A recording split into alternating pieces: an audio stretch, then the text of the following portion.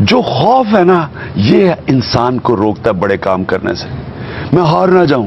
جب میں ہار نہ جاؤں تو میں اپنی ٹیم سلیکشن بھی مختلف کر دیتا ہوں. میں ٹیموں میں کھیلتا تھا 9 بیٹسمین بھر دیتے ٹیم میں, کیونکہ جی ہار ہی نہ جائیں تو بیٹنگ نیچے تک بھر دیں, وہ تب بھی ہم ہار جاتے تھے.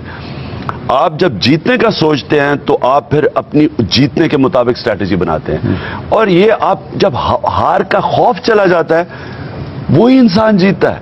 جو ہارنے سے ڈرتے وہ کبھی جیتتا نہیں ہے. تو آپ نے اب بات کی نا کہ الیکشن میں کیا, میں کیوں کہتا ہوں کلین سویپ ہوگی. میں کلین سویپ اس لیے کہتا ہوں کہ میں نے وہ پالیٹکس کی کسی نے پاکستان میں کی نہیں. 16 سال ہو گئے ہیں.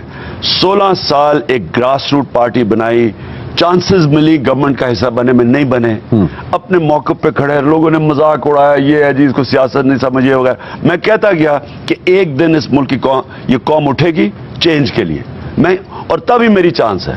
میں روایتی سیاست میں ان کا مقابلہ نہیں کر سکتا, میں پہلے سے کلیئر تھا. جب یہ قوم چینج کے لیے اٹھ جانی تھی وہ اٹھی. جو میں نے مینار پاکستان میں رسک لی وہ مجھے نظر آ گیا تھا کہ لوگ اٹھ گئے ہیں.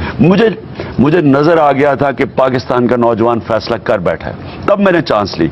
اب میں کیوں کہتا ہوں کلین سویپ ہوگی. ایک IRI کی ابھی سروے آئی ہے, اس میں 80% پاکستانیوں نے کہا ہے کہ ملک غلط راستے پہ جا رہا ہے, یعنی کہ وہ تبدیلی چاہتے ہیں. اگر 80% پاکستانی تبدیلی چاہتے ہیں اور باقی ساری پارٹیز اب پاور میں بیٹھی ہے, چاہے سینٹر میں ہے چاہے پروونسز میں, تو جس وقت ہم نے ان کو کنونس کر دیا, ابھی سے تھوڑا سا ڈاؤٹ پیدا کر دیجیے, پرانے آ گئے ہیں, دیکھیں جی وہ شکلیں آ گئی ہیں. لیکن جب ہمارے کینڈیڈیٹس یہ دیکھیں گے, جب انہوں نے ہماری کینڈیڈیٹ کی شکل دیکھی ہمارے پارٹی کے نظریے سے ملتے ہوئے, چینج کے نظریے سے, میں کہتا ہوں کہ یہ پاکستان میں لوگ ذوالفقار علی بھٹو کا جو 1970 کا ایک بہت بڑا انقلاب تھا, لوگ بھول جائیں گے اس کو.